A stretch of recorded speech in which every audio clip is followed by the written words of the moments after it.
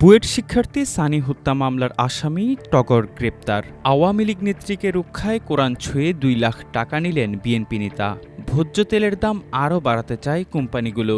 কক্সবাজার সমুদ্র সৈকতে বন্ধ হচ্ছে লাইফগার্ড সেবা। নিউ ইয়র্ক কনসুলেটে আওয়ামী লীগের হামলার ঘটনায় গ্রেপ্তার একাধিক।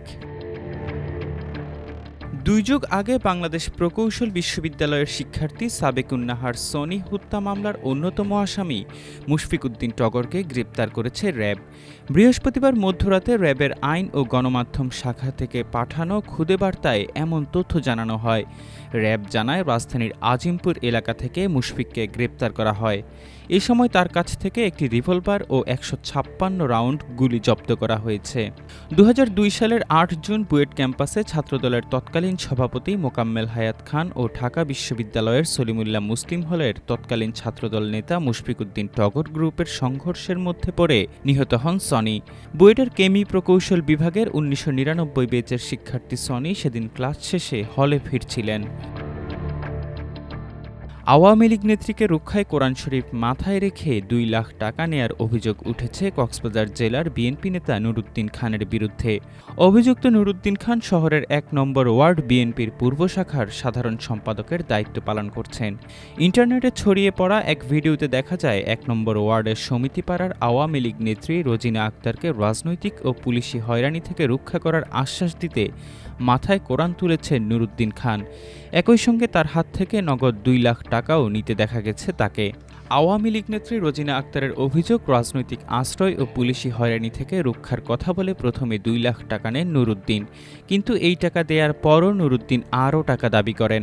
জানা যায়, বিএনপি নেতা নুরুদ্দিনের বিরুদ্ধে মানব পাচার, পুলিশের উপর হামলা করে আসামি ছিনতাই, চাঁদাবাজি সহ নানা ধরনের অভিযোগ রয়েছে। স্থানীয়দের অভিযোগ, এসব অপকর্মের পরও রাজনৈতিক ছত্রছায়ায় তিনি বারবার আইনের হাত থেকে রক্ষা পেয়েছেন। অভিযুক্ত বিএনপি নেতা নুরুদ্দিন জানান, তিনি এলাকার সমাজপতি, বিচার সালিশ সব করেন, তাই তার বিরুদ্ধে ষড়যন্ত্র করা হচ্ছে। আবারও সয়াবিন ও পাম তেলের দাম বাড়াতে চায় বাজারজাতকারী প্রতিষ্ঠানগুলো। আন্তর্জাতিক বাজারে দাম বৃদ্ধির কারণ দেখিয়ে এসব ভোজ্য তেলের দাম বৃদ্ধির প্রস্তাব করা হয়েছে। আগামী রোববার এ নিয়ে বাণিজ্য মন্ত্রণালয়ে একটি বৈঠক হতে পারে বলে জানা গেছে। দেশের ভোজ্য তেল পরিশোধন ও বিপণনকারীদের সংগঠন Bangladesh vegetable oil refiners and vanaspati manufacturers association soyabean ও পাম তেলের দাম লিটারে ১০ টাকা বাড়ানোর প্রস্তাব দিয়েছে। তবে বাণিজ্য মন্ত্রণালয় বলছে, কোম্পানিগুলো তেলের দাম বাড়ানোর যে প্রস্তাব দিয়েছে সেটা অনেক বেশি। প্রতি লিটারে ১০ টাকা বাড়ানো আন্তর্জাতিক বাজারের সঙ্গে সঙ্গতিপূর্ণ নয়। বাণিজ্য সচিব মাহবুবুর রহমান জানান, ব্যবসায়ীরা দাম বাড়ানোর যে প্রস্তাব দিয়েছেন সেটা আন্তর্জাতিক বাজারের তুলনায় অনেক বেশি। এটা পর্যালোচনা করা হচ্ছে, তারপর ব্যবসায়ীদের সঙ্গে সভা করে সিদ্ধান্ত নেওয়া হবে। অন্যদিকে ব্যবসায়ীরা বলছেন, আন্তর্জাতিক বাজারে প্রতি টন সয়াবিন তেলের দাম $১,২০০ ছুঁয়েছে। সম্প্রতি আন্তর্জাতিক বাজারে ১৮ থেকে ২০% মতো তেলের দাম বেড়েছে। দাম বৃদ্ধির প্রবণতা রয়েছে পাম অয়েলেরও, যে কারণে এই দাম সমন্বয়ের প্রস্তাব দেওয়া হয়েছে। আগস্টে প্রতি লিটার পাম তেলের দাম ১৯ টাকা কমিয়ে ১৫০ টাকা নির্ধারণ করে বাণিজ্য মন্ত্রণালয়, কিন্তু সয়াবিন তেলের দাম ১৮৯ টাকা অপরিবর্তিত রাখা হয়। এর আগে গত ১৩ এপ্রিল সয়াবিন তেলের দাম ১৮৯ টাকা এবং পাম তেলের দাম ১৬৯ টাকা নির্ধারণ করে দেয় বাণিজ্য মন্ত্রণালয়। জানা গেছে, জাতীয় রাজস্ব বোর্ড গত ১৫ সেপ্টেম্বর এক প্রজ্ঞাপনে সয়াবিন, সানফ্লাওয়ার, পাম ও ভুট্টার তেল আমদানিতে ১% উৎসে কর বসিয়েছে, যা ভোজ্য তেলের দামে প্রভাব ফেলছে বলেও জানান ব্যবসায়ীরা।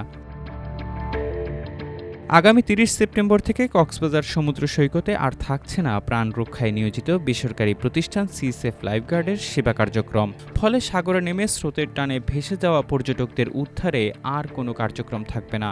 পাশাপাশি চাকরি হারাবেন ২৭ জন লাইফগার্ড সহ মোট ৩৫ জন। বলা হচ্ছে, তহবিল সংকটের কারণে মূলত এই কার্যক্রম বন্ধ করা হচ্ছে। রয়্যাল ন্যাশনাল লাইফবোট ইনস্টিটিউটের অর্থায়নে ২০১২ সাল থেকে সিসেফ লাইফগার্ড সৈকতে সেবা কার্যক্রম পরিচালনা করে আসছে। গত ১২ বছরে ২৭ জন লাইফগার্ড কর্মী সৈকতের কলাতলি থেকে লাবণী পয়েন্ট পর্যন্ত ৫ কিলোমিটারে স্রোতের টানে ভেসে যাওয়ার সময় অন্তত ৮০৭ জন পর্যটককে উদ্ধার করে প্রাণে বাঁচিয়েছেন। একই সময় গুপ্তখাল কিংবা স্রোতের টানে ভেসে গিয়ে নিহত ৬৫ জনের মৃতদেহ উদ্ধার করেছেন তারা। হোটেল মালিকদের দেয়া তথ্যমতে প্রতি বছর কক্সবাজার সৈকতে ভ্রমণে আসেন অন্তত ৭০ লাখ মানুষ। ৫ কিলোমিটারের লাইফগার্ড সেবা থাকলেও আরও ১১৫ কিলোমিটার সৈকত অরক্ষিত অবস্থায় পড়ে থাকছে। যুক্তরাষ্ট্রের নিউ ইয়র্ক কনস্যুলেটে আওয়ামী লীগ কর্মীদের হামলার ঘটনায় একাধিক ব্যক্তিকে গ্রেপ্তার করা হয়েছে। শুক্রবার নিজের ভেরিফাইড ফেসবুক আইডিতে বিষয়টি জানিয়েছেন ওয়াশিংটন ডিসির বাংলাদেশ দূতাবাসের প্রেস মিনিস্টার গোলাম মোর্তজা। পোস্টে তিনি লিখেছেন, নিউ ইয়র্ক কনস্যুলেটে আওয়ামী লীগের সন্ত্রাসীদের হামলার বিষয়টি নিয়ে যার যেমন ইচ্ছে তেমন মন্তব্য করছেন। আমার নাম উল্লেখ করেও কেউ কেউ বলছেন একটা মামলা হয়েছিল, আমি নাকি আওয়ামী লীগের সঙ্গে আপোষ করে ফেলেছি। আমরা মত প্রকাশের স্বাধীনতায় বিশ্বাস করি। ভিত্তিহীন তথ্যহীন অসত্য মত প্রকাশ করলে আমার কিছু করার থাকে না। শুধু সত্যটা মানুষকে জানাতে পারি, সেই হিসেবে কয়েকটি সত্য তথ্য জানাই। গোলাম মোর্তজা লিখেছেন, প্রথমত ঘটনা ঘটেছে নিউ ইয়র্ক কনস্যুলেটে। আমার দায়িত্ব বাংলাদেশ দূতাবাস ওয়াশিংটন ডিসিতে। আমি অতিথি হিসেবে তথ্য উপদেষ্টা মাহফুজ আলমের অনুষ্ঠানে গিয়েছি, অংশ নিয়েছি, আয়োজনে সহায়তা করেছি।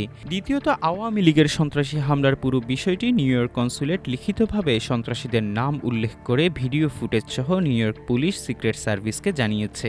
ওয়াশিংটন দূতাবাসের পক্ষ থেকে স্টেটস ডিপার্টমেন্ট এবং সিক্রেট সার্ভিসকে একইভাবে জানানো হয়েছে। দূতাবাস এবং নিউ ইয়র্ক কনস্যুলেট প্রতিনিয়ত বিষয়টির খোঁজ রাখছে। New York diplomatic security wing new York mayor অফিসের সঙ্গে সমন্বয় করে তদন্ত করছে।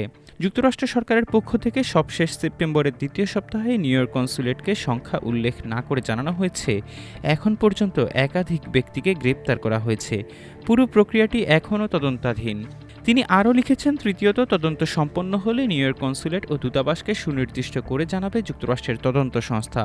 তদন্তে যে অভিযোগ পাওয়া যাবে তার উপর ভিত্তি করে মামলা করতে হবে। এখনও পর্যন্ত কোনো মামলা হয়নি, অভিযোগ জানানো হয়েছে। এটাই যুক্তরাষ্ট্রের আইনি প্রক্রিয়া, মামলা করার পর্যায়ে আসে নাই। গোলাম মোর্তজা পোস্টে লিখেছেন, ২৪ আগস্টের ঘটনা, আজ ১৮ সেপ্টেম্বর, এত সময় লাগছে কেন, এই প্রশ্ন করেছেন কেউ কেউ। যুক্তরাষ্ট্রের তদন্ত প্রক্রিয়া সাধারণভাবে সময় সাপেক্ষ, কারো প্রভাবে দ্রুত তদন্ত হয় না।